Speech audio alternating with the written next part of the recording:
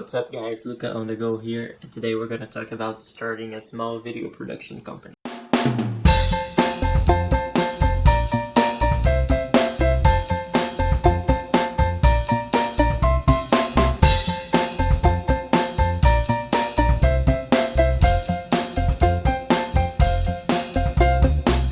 So in the previous video we talked about the motive that led me to leave my full-time job and my plans for the future. And a big part of that future relies on producing photos and videos to all sorts of businesses, but mainly restaurants and hotels. So with that goal in mind, I put aside a little bit of money and invested in a few equipment. By the way, this is my new room and also my studio. So I'm still working on the decoration, but I put a few of my equipments here. And let me know if you guys have any tips on how I can decorate this thing. One important thing to note before we start is that you don't have to spend crazy amounts of money to start your small video production company. If you already have a camera sitting around and a few lenses that you can switch, that already helps a lot, and it will reduce your initial investment by a great portion. By far, a camera and a few lenses are the most expensive pieces of equipment that you need. So if you already have one, it's already a very good start. So let's start with number one, your camera. Well, I use a Canon SL3, which isn't the best camera in the market. It's actually far from that, but it's a great camera that delivers great image and great quality for a very small price compared to other cameras. This is a good value for me. It's also my first DSLR camera. So if you have a little bit more money sitting around, or if you have more experience with cameras, you can definitely pay a little more and upgrade it. But this is a very good camera to start. I also have a full video review of this camera that I'm gonna link it on the card above. So feel free to check that out if that's something you're interested in. Now you might be asking, do I need a camera to start, or can I just use my phone? Well, for me personally, I think that phones have evolved a lot. If you have any kind of the newer phones, chances are that the camera on your phone will be pretty much the same or even better than most DSLR cameras in the market. The problem with using your phone, at least for me, some clients might not take you seriously. And for that reason, I would recommend buying a DSLR camera or even a mirrorless one if you have a little bit more money. It's almost guaranteed that clients will take you a little more seriously, and then you have more possibilities in terms of switching lenses and all sorts of things. But if you really don't have the money to invest in a camera right now, it's better to start with whatever you have than not doing it at all.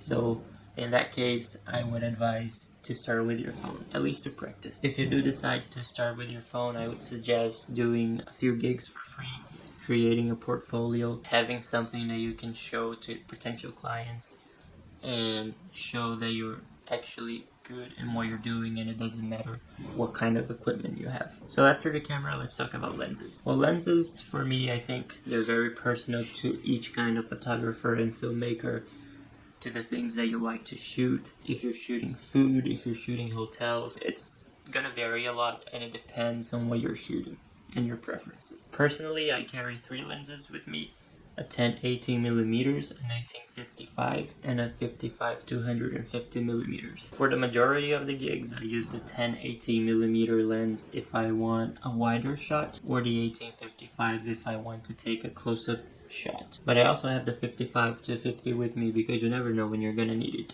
You tend to need those things when you don't have it around.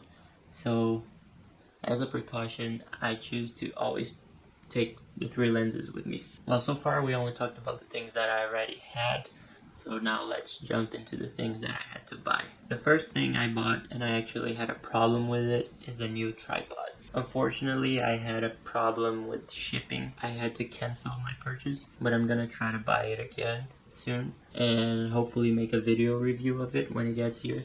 So unfortunately, I won't be able to show you. I bought a Manfrotto compact action, which according to my research is light, resistant. It has the height that I need. I highly recommend having a good resistant tripod because if you're gonna be filming alone like I do, you're gonna need one. The next thing I bought is a Rode video mic. I've been wanting a camera mic for a long time because whenever I would watch my older videos, I would actually see a lot of progress in terms of production and filming techniques, but the thing that I thought was lacking a little bit was the audio. So hopefully with this mic I'm gonna be able to step it up a little bit. I'm using the mic to record this video now, and if you go back to my older videos, you'll probably notice the difference between audio quality. So that's definitely a huge plus. Again, I can't show the mic because I'm using it right now, but I'm gonna leave a link in the comment section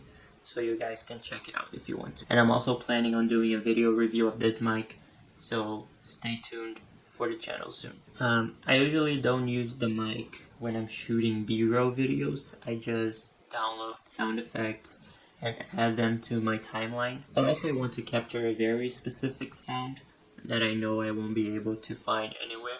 Nevertheless, it's a good accessory to have if you do vlogs like I do during my trips, or if you want to make a promotional video for a business and you want to add an interview with an owner, a manager, or whatever person it is. So it's good to have that option.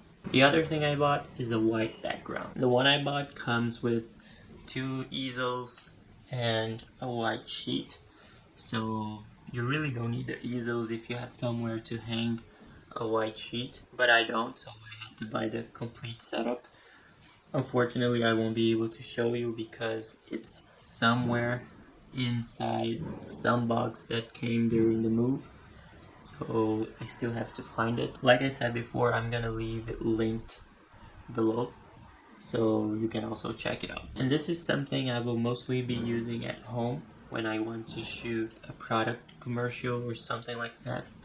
Usually when you go to a client to shoot, you end up using their on setup because you kind of want to show the ambience too. This is just to allow me to have more flexibility while shooting product commercials. And the last thing I bought was an LED stick for me, along with the tripod and of course the camera.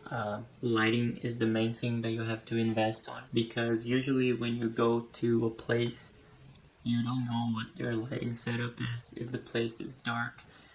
So you want to have as much control of lighting as you can, and these LED sticks are very portable and allow you to control the lighting of the ambience better. I bought the Yongnuo 363, which is right here on my left side, shooting some blue light on my face.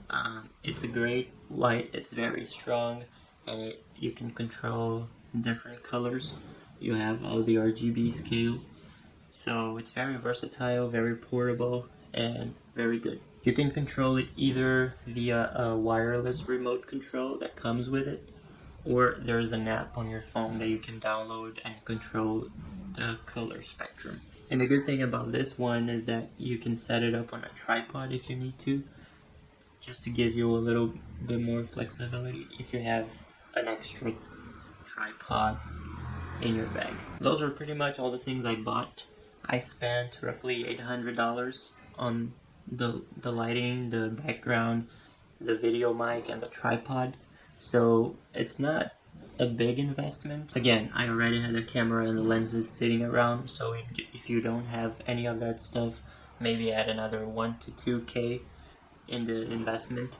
It would depend on what kind of camera setup you go for. Again, it's a very personal choice. Again, I'm planning on doing video reviews on the Rode mic, the tripod, and the LED stick. So let me know in the comment section if that's something that you would like to see on this channel. I'm also waiting until I can finally leave my job and start working on some pretty cool travel plans for the future. So definitely a lot of exciting stuff. It's gonna be coming soon. Also, if you have suggestions of videos that you want to see, it can be about a location, about a specific piece of equipment, maybe behind the scenes of how I shoot my B-roll videos. As always, leave a big thumbs up if you enjoyed this video. Subscribe to the channel if you haven't already. Follow me on Instagram and TikTok at LucaOnTheGo. Visit my new website, lucaonthego.com, and I'll see you next week.